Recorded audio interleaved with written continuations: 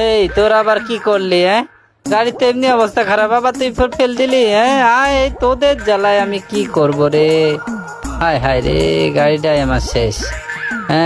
এখন লে এটাই উদ্বোধন করি।